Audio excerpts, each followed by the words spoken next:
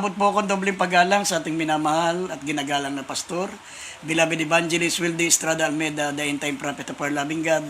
Sa lahat po ng mga beloved children, the Almeida family, magandang gabi po, at sa mga apo at mga manugang ng ating beloved pastor, maligayang panonood po, at nagpapabot din po kung at patuloy nating pag-alaala sa mga di malilimutang aral ng ating beloved assistant pastor, Lina C. Almeida. At nagpapabot tayo ng pagbati sa mga minamahal nating mga kapatiran sa ibayong dagat, mga kapatiran natin Luzon, Visayas, Mindanao, sa iba't ibang panig ng mundo. Sa lahat po na naabot po ng ating banal na gawain, maligayang panonood at pakikinig po sa inyo. Pagpalain po tayo ng ating pinakamamahal na Panginoon, maminamahal, makinig po kayo mainam upang minsan pa maunawaan po natin ang banal na salita ng Diyos. Sa tayo po panandali ang manalangin upang tayo po, maminamahal, ay pagpalain at bigyan ng pananampalataya ng ating malapang. Tayo po sama-samang manalangin. Opo, dakilat pa magpala po naming Ama Diyos na makapangyarihan sa lahat. Sa pangalan namin pinakamamahal pa ng Kristo, kami po humingi ng kapatawaran sa lahat po ng aming mapagkukulang, sa aming mga kamalian, sa aming mga kasalanan, malapang ng patawarin mo po kami. Linisin mo po ang aming mga puso, gawin mo po kami karapat dapat magdala ng banal at sagradong salita. Kayo po maglagay ng mga salita mo sa aming bibig, at higit sa lahat bigyan mo ng pananampalataya ang mga nanonood, ang mga nakikinig, mahal na Panginoon, ang mga mitaglay na karamdaman, o Diyos, pag-imalaan mo po sila bago matapos ang banal na programa. Ang kaninila, mahal na Panginoon, ng katugunan, kagalingan ng kamataglay na karamdaman sa panalangin ng beloved pastor. At aming sinasaway lahat ng gawa ng kalaban, demons of unbelief and doubts, demons of hindrances, we bind the power of darkness in Jesus' name. Amen and amen. Hallelujah. Purin po ang ating pinakamamahal na Panginoon, minamahal, at kahit libuksan po natin ang ating pambungad na talata. Dito po sa Lucas 16, talatang 19 hanggang 26, kahit di beloved preacher, beloved Lito. Dito po sa aklat ni San Lucas, Kapitulo 16, ang versikulo po 19 hanggang 26. Mayroon nga isang taong mayaman at siya ay nagdaramit ng kulay ube at maselang lino, at sa araw-araw ay kumakain ng sagana. At isang pulubi na pangalay Lazaro, lipos ng mga sugat, ay inilalagay sa kanyang pintuan. At naghahangad na mapakain ng mga mumo na nangahuhulog mula sa dulang ng mayaman. Oo, at lumapit pati ang mga aso at inihimuran ang kanyang mga sugat. At nangyari na namatay ang pulubi at siya dinala sa mga anghel sa sinapupunan ni Abraham, at namatay naman ang mayaman at inilibing. At sa Hades na nasa mga pagdurusa ay itiningin niya ang kanyang mga mata at natanaw sa malayo si Abraham, at si Lazaro ay nasa kanyang sinapupunan. At si sumigaw at sinabi, Amang Abraham, maawa ka sa akin, at suguin mo si Lazaro upang itubog niya sa tubig ang dulo ng kanyang daliri at palamigin ang aking dila, sapagkat naghihirap ako sa alab na ito. Datapwat sinabi ni Abraham, Anak, alalaanin mo na ikaw ay tumanggap ng iyong mabubuting bagay sa iyong pamumuhay, at si Lazaro sa gayon ding paraan ay masasamang bagay. Datapot ngayon ay inaaliw siya rin, at ikaw ay nasa kahirapan. At bukod sa lahat ng ito ay may isang malaking banging nakalagay sa pagitan namin at ninyo, upang ang mga mag-ibig tumawid buhat dini hanggang sa inyo ay hindi maaari, at gayon din walang makatatawid mula diyan hanggang sa amin. Amen. Purin po ang ating pinakamamahal pang minamahal. Ang ating paksa ay pamagatan po nating who cares if a sinner go to hell. Sino ang nagmamalasakit kapag ang makasalanan ay mapunta sa impyerno? Alam nyo, maminamal, ito pong nakasulat sa mga talatang ito na binasa po natin. Hindi po ito karaniwang kwento. Hindi po ito kwentong kutsero. Hindi po ito talinghaga na gaya ng sinasabi ng ibang mangangaral, sapagkat kapag ang ating mahal na Panginoon ay nagbabanggit ng mga talinghaga, wala siyang binabanggit na pangalan. Kasi talinghaga nga. Pero ito po, maminamal, may binanggit na pangalan ni Lazaro. At hindi lang nabanggit ang pangalan nung lalaking mayaman na binanggit po rito. Kaya naman hindi naman binanggit yung pangalan ng lalaking mayamang ito, sapagkat hindi kasi nakasulat ang pangalan niya sa aklat ng buhay, kaya hindi siya kilala ng mahal na Panginoon Diyos. Amen.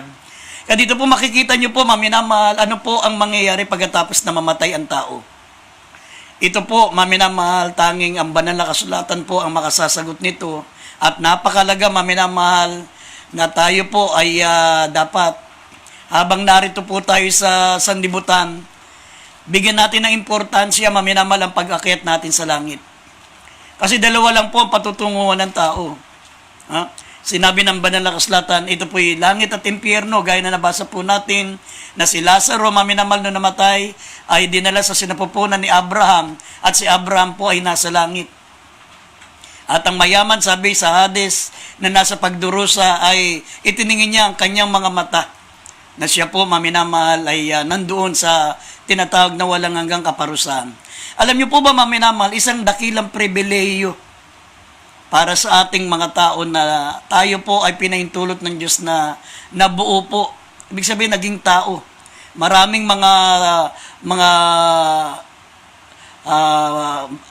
magulang natin, ating mga ina, hindi po nila naisilang yung kanilang mga sinapupunan dahil naagasan sila o namatay po ng bata pa ang kanilang sinapupunan. Pero tayong lumabas sa mundo, napakapalad po natin, isang dakilang pribileyo na tayo po'y nakalabas sa mundo sapagkat lahat po mga minamahal na mga nakalabas sa mundo, ibig sabihin tayo po ay narito ngayon, nagtatamasa ng mga biyaya ng Diyos, ng mga kaloob ng Diyos, kalakasan, ang buhay, lahat ng mga tinatamasa natin ay nagmumula sa pag-ibig ng Diyos. Amen. Ito po'y pribileyo, maminamahal, sapagkat once na ikaw'y lumabas sa mundong ito, binibigyan ka ng Diyos ng pagkakataon na makapiling mo siya sa langit na walang hanggan. Ha? Binibigyan ka ng pagkakataon ng mahal na Panginoon Diyos na makapiling mo siya sa langit. Walang hanggan. Ha? Mararamdaman mo, mga minamahal, at doon po mararanasan mo ang walang hanggang kagalakan, walang hanggang kaligayahan sa piling ng Diyos. Amen. Pero ang nakalulungkot naman po niyan, maminamahal, kapag pumanig ka doon sa kakaaway ng Diyos, hindi mo sinunod ang kanyang utos, ang kanyang palatuntunan, mga minamahal, meron pong isa pang lugar na walang hanggan din. Ito po yung apoy ng impyerno. Nasabi ng Biblia, ang uod ay hindi namamatay at ang apoy ay hindi namamatay. Amen. Kaya nga dito po sa banal na kasulatan, mga minamahal, makita nyo po, sino po ang unang nagmamalasakit, mga minamahal, para hindi tayo mabulid sa impyerno? Kasi totoo po ang impyerno, mga minamahal. Sa maniwala kahit sa hindi, totoo po ang impyerno. Sapagkat dito po sa banal na kasulatan, ang patungkol sa impyerno, ito po yung 162 times na mababasa po natin sa banal na kasulatan. At doon sa bagong tipan, 77 times, mismong sa bibig ng mahal na Panginoon, binanggit po ang tungkol sa impyerno. Amen. Ay nga, kung hindi totoo ang impyerno, dapat kahit isang talata, wala po yan sa banal na kasulatan. Kaya huwag kayong maniwala doon sa isang reliyon, isang sekta na nagsasabing ang impyerno ay nandito lang sa lupa. Pag marami kang problema, marami kang kahirapan, impyerno yan. Pag ikaw ay masaya, maganda ang buhay mo, mayaman ka, langit yan. Hindi po totoo yun.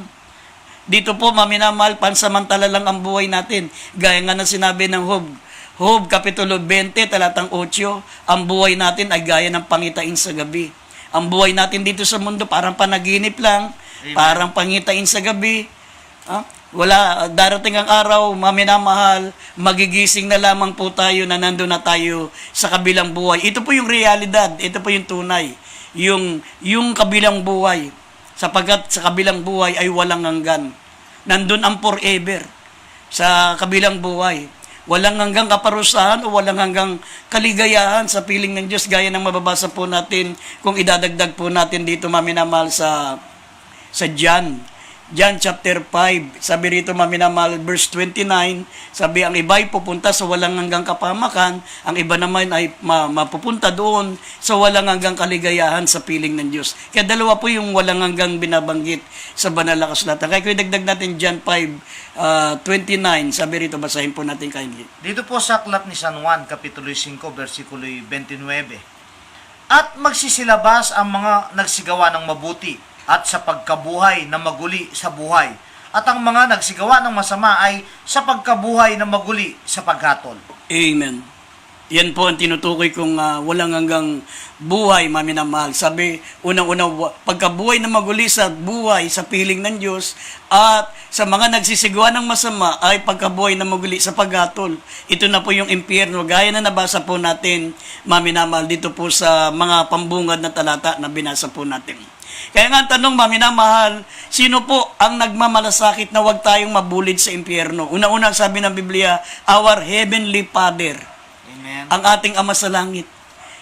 Alam niyo po ba, maminamal, kung uunawain niyo po yung tinutukoy po sa John 3:16 na sinabi ng Biblia, ibinigay niya ang kanyang bugtong na anak upang sino mang sumampalataya ay wag mapahamak, sa halip ay magkaroon ng buhay na walang hanggan. Hindi nangangahulugan, katulad nga ng Muslim na nakonverte sa Christianity, hindi nangangahulugan, katulad ng kanyang sinabi, na hindi nangangahulugan na ang Diyos ay mayroong anak. Kasi wala naman siyang asawa eh. Ang tinutukoy po dito na mga minamal, ibinigay niya ang kanyang bugtong na anak, ibinigay niya mismo yung kanyang sarili. Amen. Kaya sa tinawag na anak sapagkat siya ay nagkatawan tao. Mababasa niyo yan sa Tito, Kapitulo 2, talatang 13 hanggang 14. Na yung Diyos, si Jesucristo na ating Diyos na tagapagligtas, ibinigay niya ang kanyang sarili upang tayo matubos sa ating kasamaan. At kung mababasa niyo rin po, mga minamahal, yung pong dito po sa John, basahin po natin muna, John chapter 3, verse 16 up to 18, sabi, ang unang nagmamalasakit ay ating Ama sa langit.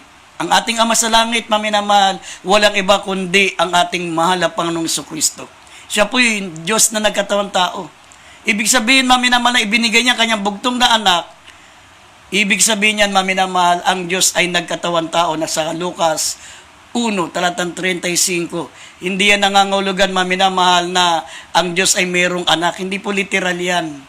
Ibinigay ng dakilang Diyos ang kanyang sarili, nagkatawan tao siya. Basahin po natin dito sa John, chapter 3, verse 16 up to 18. Dito po sa aklat ni San Juan, Kapitulo 3, versikulo 16 hanggang 18. Sapagkat gayon na lamang ang pagsinta ng Diyos sa sanglibutan, na ibinigay niya ang kanyang bugtong na anak, upang ang sino mang sa kanya'y sumampalataya ay huwag mapahamak, kundi magkaroon ng buhay na walang hanggan. Sapagkat hindi sinugo ng Diyos ang anak sa sanglibutan upang atulan ng sanglibutan, kundi upang ang sanglibutan ay maligtas sa pamamagitan niya. Ang sumasampalataya sa kanya ay hindi hinahatulan. Ang hindi sumasampalataya ay hinatulan na, sapagkat hindi siya sumampalataya sa pangalan ng bugtong na anak ng Diyos. Amen.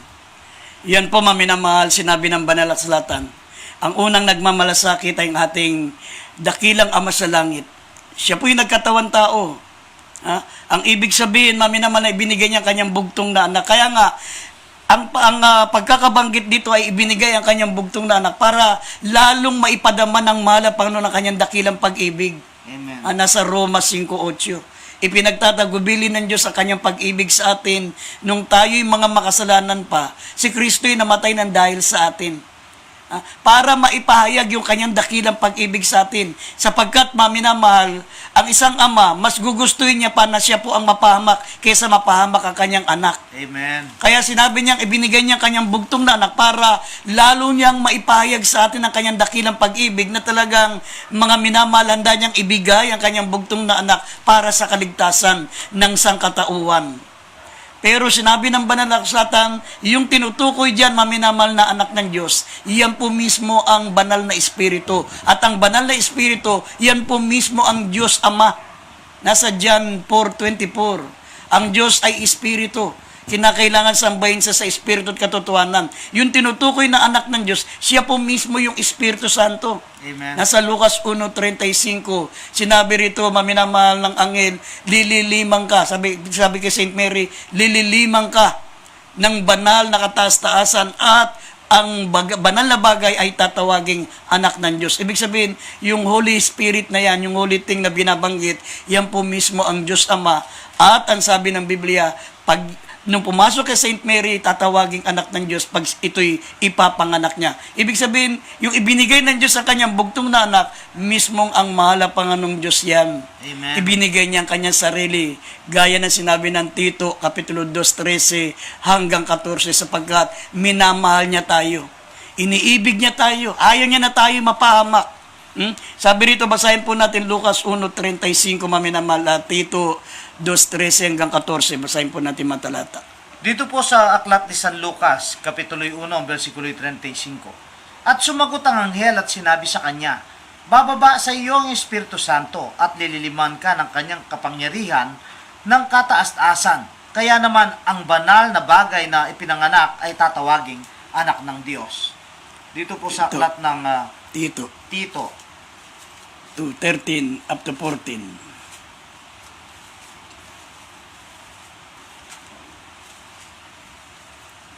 Dito po sa aklat ng Tito, Kapitulo 2, ang 13. versikulo ay 13 13 at 14. at 14. Nahintayin niyaong mapalad na pag-asa at pagpapakita ng kalwalatian ng ating dakilang Diyos at tagapagligtas na si Jesucristo, na siyang nagbigay ng kanyang sarili dahil sa atin, upang tayo'y matubos niya sa lahat ng mga kasamaan at malinis niya sa kanyang sarili ang bayang masikap sa mabubuting gawa upang maging kanyang sariling pag-aari. Amen. Yan po, maminamalang ibig sabihin ng ibinigay niya ang kanyang bugtong na anak. Amen. Buti pa maminamal yung Muslim na nakonverte sa Christianity. Naintindihan niya, sabi niya, yung ibinigay ng Diyos ang kanyang bugtong na anak, hindi daw nangangahulugan na ang Diyos ay may anak dahil wala naman talaga siyang asawa. Amen. Sabi niya, maminamal, gustong ipakita ng Diyos ang kanyang sarili sa pamagitan ng mahal na Panginoong Jesucristo. Sabi nga ng banal na kasulatan, si Jesucristo ang larawan ng Diyos nang hindi nakikita. Kaya mga minamahal, dumating ang mahal na Panginoong Jesucristo para magpakita ang Diyos sa atin sa pamagitan niya. Yan po ang ibig sabihin ng ibinigay niya ang kanyang bugtong na anak. Dahil sa pagmamalasakit, pagmamahal niya sa atin. Sabi na siyang nagbigay ng kanyang sarili dahil sa atin upang tayo matubos niya sa lahat ng ating kasamaan. Imbis na tayo po'y parusahan, imbis na tayo po, maminamahal, ay gantihan ng parusa dahil sa ating mga kasalanan, dahil sinabi ng Biblia, for all have sinned and come short of the glory of God. Ang ginawa ng ating mahal na Panginoon, maminamahal, sabi ng banal na kasulatan, siya ibinigay niya ang kanyang sarili dahil sa atin upang tayo matubos niya sa lahat ng ating mga kasamaan. Kasi mga minamahal, kinakailangang mamatay ang Diyos sa mamatay ang Diyos na nagkatawan tao, rather. Kinakailangan magkatawan tao ang Diyos, maminamahal, para tayo po, mga minamahal, ay matubos sa ilalim ng kautusan. Kasi hinihingi ng kautusan, maminamahal, yung pong bayad sa kasalanan. Kinakailangan mayroon pong kabayaran ng kasalanan gaya ng tayo nasa dispensation of law. Hinihinging kabayaran ng kasalanan, ito po yung kamatayan, yung handog na susunugin nung tayo po yung nasa dispensation of law. At ito po, maminamahal, ang ating mahal na Panginoong Jesucristo, siya po ang naging handog sa kasalanan. Kaya nga, ang unang nagmamahal, ang unang nagmamalasakit sa atin para hindi tayo mapunta sa impyerno, ang ating Ama sa Langit, Amen. our Heavenly Father. Katunayan, mga minamahal, grabing pagmamalasakit niya. Nung namatay siya, mga minamahal, sa 3 araw, yung kanyang espiritu nagpunta pa sa impyerno para pangaralan yung mga namatay, mga minamahal, ng panahon ni Noah, na sila'y namatay sa pamagitan ng baha. Bumaba doon ang ating mahal na Panginoong Jesucristo, sinabi ng Biblia, upang mga minamahal mangaral ng Ebanghelyo. Kung mababasa po natin ang unang Pedro, Kapitulo 3, talatang 18 hanggang 20, maminamahal, makikita po natin dito, nangaral din siya sa mga espiritong nasa bilangguan. Ito yung mga taong namatay sa panahon ni Noah, na nalunod sa baha, at 8 kaluluwa lang ang naligtas sa pamagitan ng tubig. Basahin po natin mga talata. Mamaya isunod natin ang unang Pedro 4:6. Dito po sa aklat ng unang Pedro, Kapitulo 3, versikulo 18 hanggang 20. Sapagkat si Kristo man ay nagbata ring minsan dahil sa mga kasalanan, ang matuwid dahil sa mga di matuwid, upang tayo'y madala niya sa Diyos. Siyang pinatay sa laman, ngunit binuhay sa Espiritu, na iyan din ang kanyang iniyaon at nangaral sa mga espiritong nasa bilangguan, na ng unang panahon ay mga suwail, na ang pagpapahinood ng Diyos ay nanatili noong araw ni Noe, samantalang inihahanda ang daong nasa loob nito'y kakaunti sa makatuwid ay 8 kaluluwa ang nangaligtas sa pamamagitan ng tubig. Unang Pedro Dito po sa unang Pedro Kapitulo 4, 4:6. 4 ang bersikulo po ay 6. Sapagkat dahil dito'y ipinangangaral naming Pinangaral maging sa mga patay ang ebanghelyo upang sila ayon sa mga tao sa laman ay mga hatulan, datapwat mga buhay sa espiritu ayon sa Diyos. Amen. Yan po, maminamahal. Grabing pag-ibig yan. Grabing pagmamalasakit ng Diyos. Amen. Sabi ng banal na kasulatan, mga minamahal, yung pong mga nasa impyerno, bumaba pa ang ating mahal na Panginoon para bigyan sila ng pagkakataon na makarinig ng ebanghelyo. Sabi na yan din ang kanyang inayaon at nangaral sa mga espiritong nasa bilangguan. Na nang unang panahon ay mga suwail, na ang pagpapahinood ng Diyos ay nanatili noong mga araw ni Noe. Samantalang inihanda ang daong na nasa loob nito'y kakaunti sa makatuwid, 8 kaluluwa ang naligtas sa pamagitan ng tubig. Mga minamahal, kaya nga sabi ko nga sa inyo, gagawin lahat ng paraan ng Diyos upang tayo po'y huwag mabulid sa impyerno. Pero kung mabubulid man ang tao sa impyerno, kung siya'y mapupunta man sa impyerno, yan po'y choice niya. Amen. Going to hell is not an accident, it is your choice.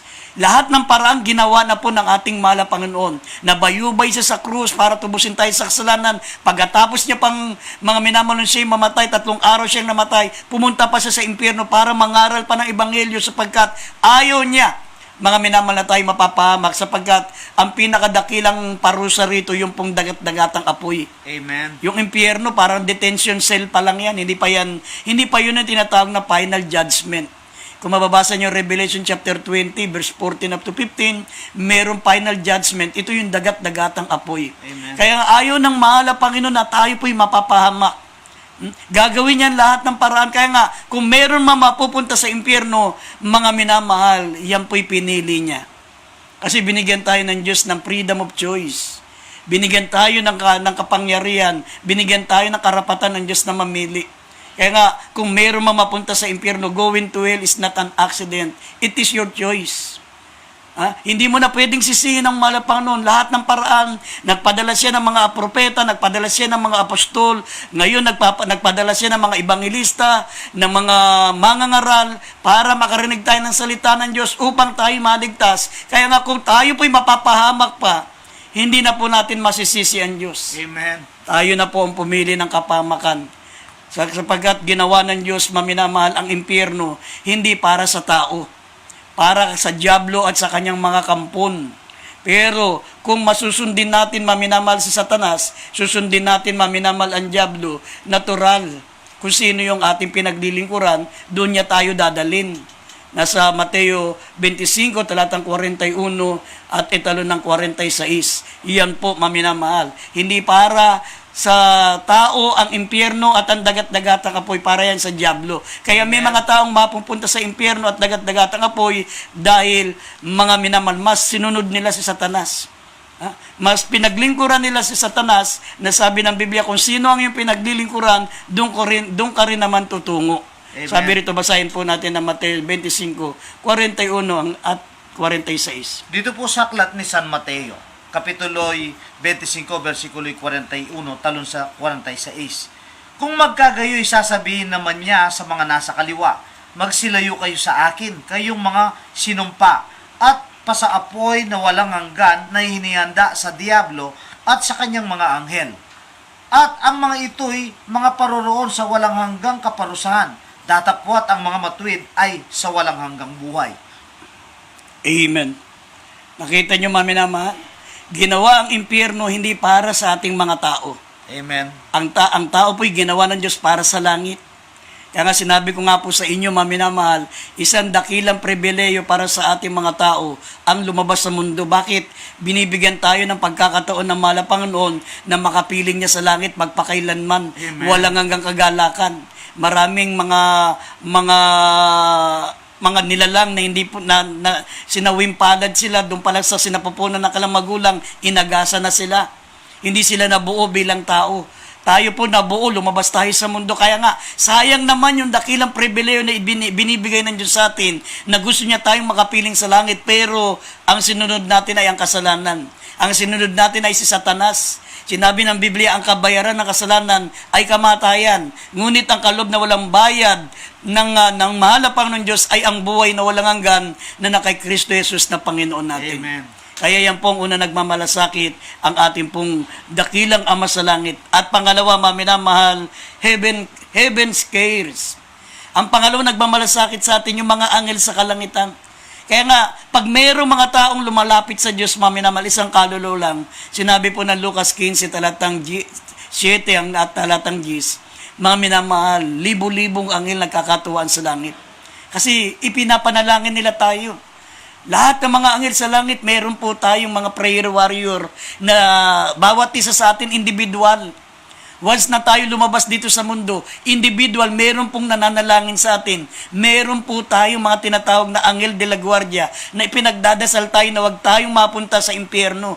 Ginagabayan, pinapatnubayan po tayo, sabi ng Hebrews 1:14, sila yung mga espiritu, maminamahal, para tayo po, mga minamahal, ay bantayan, para tayo po ingatan, para tayo ipanalangin.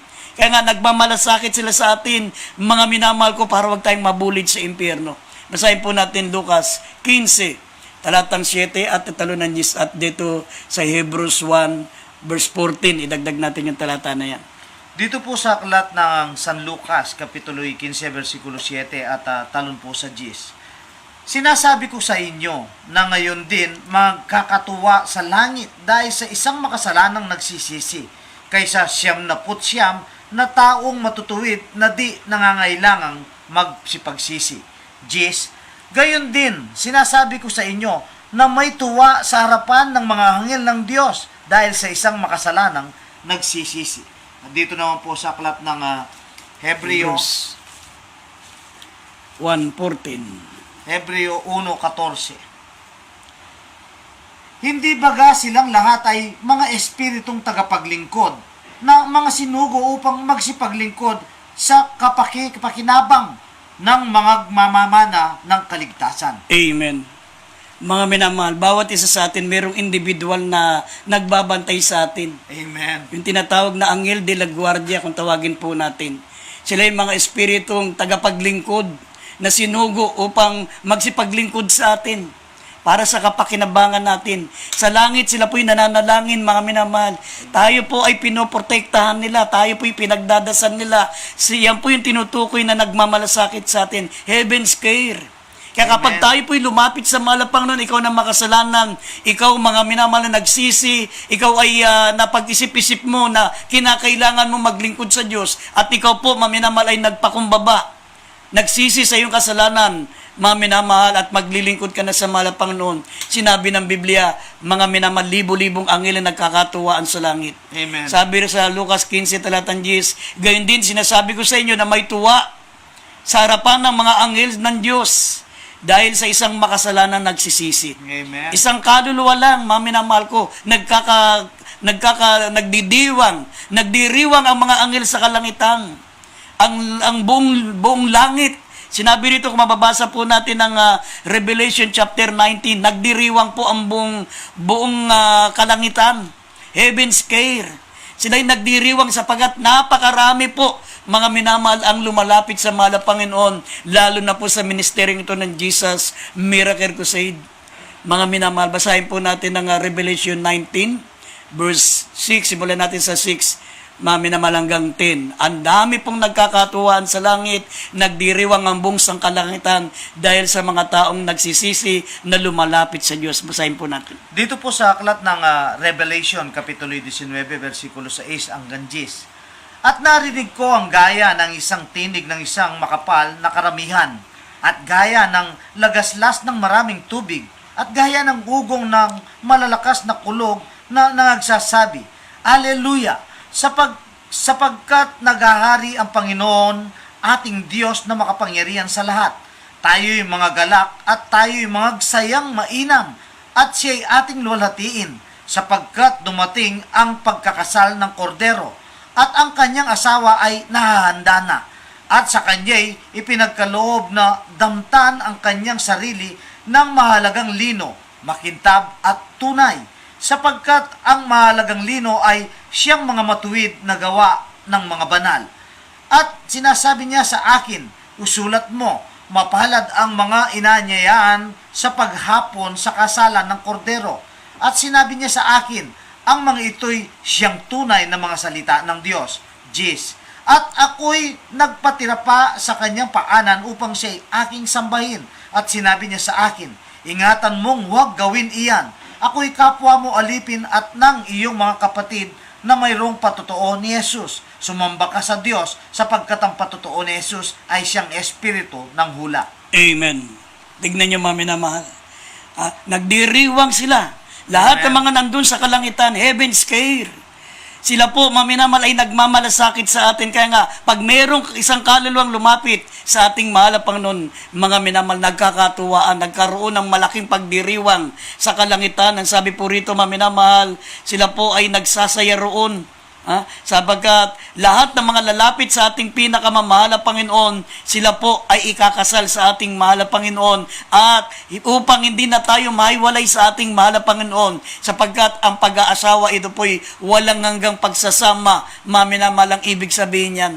Kaya tayo ikakasal sa mahal na Panginoon para hindi na tayo mahiwalay magpakailan-kailan paman. Amen. Sa piling ng mahal na Panginoon. Sabi rito, tayo'y mga galak at tayo mga sayang mainam at siya'y ating luwalatin sapagkat dumating ang pagkakasal ng kordero at ang kanyang asawa'y nahanda na. Ang tinutukoy dito na asawa na ikakasal, tayo pong mga lumapit sa mahal na Panginoon, tayo pong mga nagsisi, tayo pong nanumbalik sa Diyos.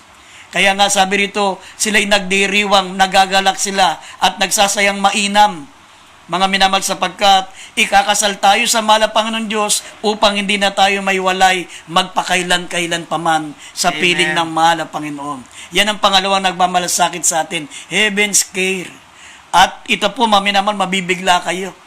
Pati pala ang mga taong nasa impyerno, nagmamalasakit din sa atin na huwag tayong mapunta doon. Kayong mga nandito pa sa mundo, yung mga tao po, sinasayang lang ang oras. Mga minamahal ko, kung makikita nyo lang ang senaryo doon sa impyerno, humingi sila ng 1 minuto para makabalik sa mundo, para sila'y makapagsisi at hindi na makabalik doon sa impyerno. Amen. Pero tayo, sinasayang natin yung mahabang oras natin, ginugugol natin sa walang kakwentang-kwentang bagay, sa mga walang kabuluhang mga bagay, sa walang taros na pagsasaya, walang hanggang taros na pagsasaya, paggagumon sa mga iba't ibang uri ng bisyo. Inuubos natin ang oras natin sa mga bagay na hindi natin, mga minamahal, mapapakinabangan. Amen. Para sa ating kaligtasan. Samantalang, kung mababasa nyo rito, mga minamahal, ang mga nasa impyerno, nananalangin sila na huwag tayong mapunta roon. Mababasa natin sa Lucas 16, mga minamahal. Basahin po natin talatang 27. Basahin natin hanggang 31. Basahin po natin. Ito yung pakiusap na isang taong nasa impyerno. Na sabi niya, meron siyang 5 kapatid. Ipadala si Lazaro at sabihin na merong lugar ng pagdurusa sapagkat ayaw niya na mapupunta roon ang kanyang 5 pang mga kapatid. Amen. Basahin natin ang Lucas 16, 27 up to 31. Dito po sa aklat ni San Lucas, Kapitulo 16, versikulo 27 hanggang 31. At sinabi niya, ipinamamanhik ko nga sa iyo, Ama, na suguin mo siya sa bahay ng aking ama, sapagkat ako'y may 5 kapatid na lalaki, upang sa kanila'y patotohanan niya, baka pati sila'y mangagparito sa dakong ito ng pagdurusa. Datapot sinabi ni Abraham, nasa kanila si Moises at ang mga propeta, bayaang sila'y pakinggan nila. At sinabi niya, hindi ang mga Abraham, datapwat kung ang isang mula sa mga patay ay maparoon sa kanila, sila'y magsisisi. 31.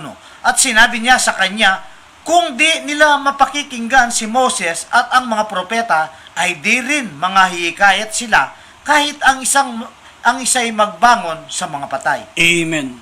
Totoo yan, mga minamahal. Kahit, mga minamahal, merong isang magbangon sa mga patay, ang mahal na Panginoon Jesucristo nga, nagbangon na sa mga patay Hindi pa rin sila naniwala. Amen. Ang ginawa pa ng mga Pariseo noon, yung mga leader ng reliyon noon, pinalabas nilang ninakaw ng mga apostol yung kanyang bangkay. Talaga hindi sila maniwala. Dito po makita nyo, maminamal, kung kailang nandun na sa dako ng pagdurusa, yung pong taong mayaman, dun lang siya natutong magdasal. Amen. Ang sabi niya, I pray thee, therefore, Father, that thou wouldn't send him to my father's house. Isugo mo si Lazaro sa aming bahay sapagkat meron pa po akong limang kapatid upang hindi sila mapunta rito sa lugar ng pagdurusa. Pero ang sagot, maminamal, ni Abraham, nasa kanila si Moses at ang mga propeta. Ang tinutukoy diyan, yung banal na kasulatan, yung Book of Moses, yung libro ni Moses, nandito po sa atin, narito ang banal na kasulatan, at nariyan ang mga propeta, nandiyan ang mga mangangaral, nandiyan ang mga ebanghelista, nandiyan ang mga sinugo ng Diyos upang tayo po ay makarinig ng ebanghelyo. Sabi ni Amang Abraham, kung hindi sila maniniwala sa mga mangaral at hindi nila paniwalaan ang salita ng Diyos, hindi rin sila mahikayat kahit may patay na magbangon at bumalik sa mundo. Kasi ang malapang ng Jesucristo nga, maminamali, siya po ay nabuhay na maguli sa mga patay. Hanggang ngayon, ang dami pa rin hindi naniniwala. Amen. Mayroong isang reliyon na naniniwala rin sa Biblia, pero hanggang ngayon, hindi sila naniniwala na si Kristo ay Diyos. Amen. Saan ka makakakita, mga minamahal ng tao lang, pero nabuhay na maguli sa mga patay, at lahat ng mga patay bubuhayin niya. Tapos sasabihin niya, tao lang. Sino kayang tao kayang gumawa nun? Yung bubuhayin niya ang lahat ng mga tao, sabi ng Banal na Kasulatan, sabi ng John chapter 11 verse 25 and 26, sinabi ng malapang ng Jesucristo, ako ang buhay at ang pagkabuhay na maguli. Ang sino mang sumasampalataya sa akin, bagamat siya'y namatay, siya'y aking muling bubuhayin. Amen. At ang sumasampalataya na nabubuhay sa akin, kailanman na hindi makakita ng kamatayan. Kaya ba ng karaniwang tao yan? Kaya sabi ng mga naniniwala si Kristo ay tao lang, maminamahal, si Kristo daw ay hindi Diyos. Hindi siya Diyos sapagkat ang Diyos ay hindi daw tao at ang tao ay hindi naman pwedeng maging Diyos. Paano sinabi ng Biblia ang Diyos ay nagkatawan tao? Sinabi ng Hebrews 9:22, without shedding of blood is no remission of sin. Kaya nagkatawan tao ang Diyos sapagkat siya lamang po ang karapat dapat ihandog sa kasalanan, sapagkat ang dapat inihandog sa kasalanan ay walang pagkakasala, walang kasalanan. Si Kristo lamang po ang nagkatawan tao, mga minamal na hindi nasumpungan ng kasalanan. Amen. Siya lamang po ang di nagkasala at siya lamang po ang karapat dapat ihandog para sa kasalanan. At ang sabi ng Hebrews 9:22, without shedding of blood is no remission of sin. Kaya nga, maminamal, tandaan po natin, ang Diyos, hindi niya ibig na tayo mapahamak. Siya'y mapagpahinood sa atin sapagkat ayaw niya na tayo mapahamak. Sabi ng 1 Timothy chapter 2 verse 4, siya na may ibig na lahat ng tayo maligtas at makaalam ng buong katotohanan. Hanggat hindi ka naniniwala na si Kristo'y Diyos, hindi ka ligtas sapagkat hindi mo pa alam ang katotohanan. Amen. Ang katotohanan ay ang ating mahal na Panginoon Kristo. Sinabi niya, I am the way, the truth, and the life. No one cometh unto the Father but by me. Kaya kung hindi ka maniniwala sa ating mahal na Panginoon Kristo, gumawa ka na ng sarili mong langit sapagkat hindi ka pwedeng umakyat sa langit na hindi ka naniniwala, mga minamal na si Kristo ay Diyos. Amen. Sinabi ng John 1:12, ang sino man tumanggap sa Kanya ay bibigyan niya ng karapatan tawaging anak ng Diyos, sa makatuwid ay yung sumasampalataya sa Kanya. Yung sumasampalataya lang sa Kanya. Kapag hindi ka sumasampalataya, hindi ka pwedeng maging anak ng Diyos. Amen. Kaya nga sa gabing ito, buksan niyo po inyong mga puso. Mga minamahal, kayo pong naniniwala na si Kristo ay tao lang bago mahuli ang lahat, mga minamahal. Nabasa natin sa John chapter 3 verse 18, ang sumasampalataya ay may buhay na walang hanggan. Ngunit ang hindi sumasampalataya sa mahal na Panginoon Kristo na siya ang Diyos, mga minamahal, ang puot ng Diyos ay nananatili sa Kanya. Siya hinatulan na. Buhay pa siya, sinusunog na yung kaluluwa niya sa impyerno, sabi ng John 3:18.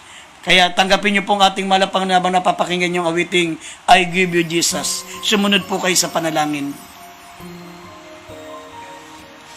Banggitin niyo po, maminamahal mga katagang ito po'y panalangin ng pagsisisi. Sabihin niyo po mga katagang ito, dakilang Ama sa langit, ako po'y isang makasalanan. Malapanginoon, ako po'y nagpapakumbabang lumalapit sa iyo. Nagsisisi sa aking kasalanan, patawarin mo po ako. Tinatanggap kita bilang aking tagapagligtas. Diyos, sa tari ng aking buhay, malapang patawarin mo po ako. Baguhin mo po ako, gawin mo po akong tunay na anak mo. Iligtas mo po ako sampo ng aking mamahal sa buhay. Sa makapangyarihang pangalan ni Jesus. In Jesus' name, amen and amen. Opo, dakilat mapagpala po naming Ama Diyos na makapangyarihan sila. Sa pangalan ng mahal ng Jesus, malapang patawarin mo po sila. Isulat mo ang kalamapangalan sa aklat ng buhay. Bigyan mo sila mga tunay na anak mo. Malapang bigyan mo sila ng pagkakataon na makapaglingkod sa iyo, Malapanginoon, mula ngayon hanggang sa kalangitan, O Diyos. At higit sa lahat, Malapanginoon, sila po'y gamitin mo rin po para sa kaligtasan ng kalamang sa buhay. Sa makapangyarihang pangalan ni Jesus, in Jesus' name. Amen and amen. Maminamal bilang point of contact, lumapit po kayo sa inyong mga gadget na pinakinggan. Ipatong niyo po yung mga kamay o sa inyong mga TV screen, sa inyong mga laptop, sa inyong gadget, sa inyong hawakan niyo yung cellphone, sa inyong tablet, maminamal, sa inyong computer. Ipatong niyo po yung mga kamay. Tayo sama-samang manalangin. Sa pangunang panalangin natin, beloved pastor, beloved evangelist, Wildy Estrada Almeda, the end-time prophet of our loving God. Manalangin po muna tayo. Opo, dakilat, mapagpala po naming Ama Diyos na makapangyarihan sa lahat. Malapano sama-sama po namin idinudulog sa iyo mga minamahal mga kapatid na ito. May mga taglay na karamdaman. Ang complete recovery namin, beloved Brother Bong, Malapanginoon. Ganyan si Baby Naraya Romblon, Malapanginoon, dalangin po namin. Nakagat po ng asom, batang ito, Malapanginoon. Pag-imalaan mo po siya, wag nawang magkaroon ng rabies. Malapang wag po manaig ang rabies, Malapanginoon. Sa katawan ng batang ito, Malapang si Baby Naraya, tanggalin mo ang rabies ng asong kumagat sa kanya, Malapanginoon.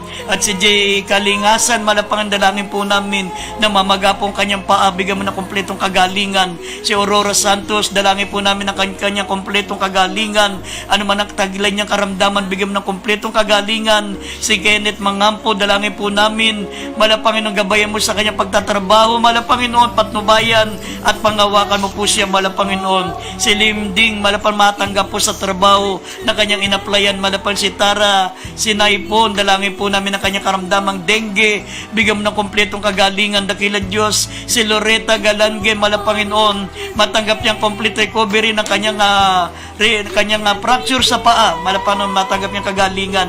Si Kathleen D, Malapanginoon, masakit ang ulo at medyo mataas ang kanyang blood pressure, ibalik mo po, Malapanginoon, na sa normal ang kanyang blood pressure, pagalingin mo po siya, Malapanginoon. Gayon din si Calendonio Ramiscal, Malapanginoon, idinadalangin po namin ang kanyang lung cancer.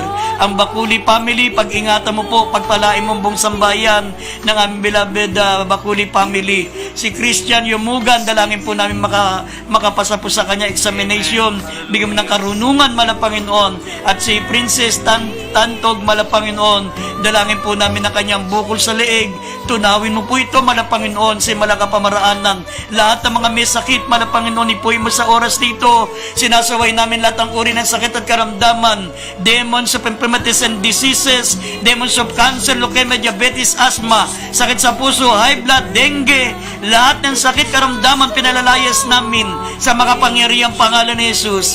Be healed in the name of Jesus. Be healed right now in Jesus' name. Be healed. Be healed in the name of Jesus. Vices be gone, problem be solved. In Jesus' name. Amen and amen. Purihin po ang ating pinakamamahal at paano maminamahal, tanggapin niyo po ang kagalingan. Tanggapin niyo po, maminamahal, ang kaligtasan ng inyong mga kaluluwa.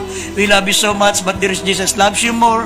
At sa pangalan po ng ating minamahal at ginagalang evangelista, Wildy Estrada Almeda, the end-time prophet of our loving God, kami po'y pansamantalang nagpapaalam. Bukas po muli sa ganitong oras, alas 9 hanggang alas 10 po ng gabi. Narito po ang inyong abang lingkod, beloved Brother Boy Kaluya, beloved Brother Lito Payumo, beloved Brother Noah Cristal, at sa lahat po ng ating mga sa technical side, tayo po maminamahal ay nagpapaalam. God bless you po. We love you so much. God bless you and good night.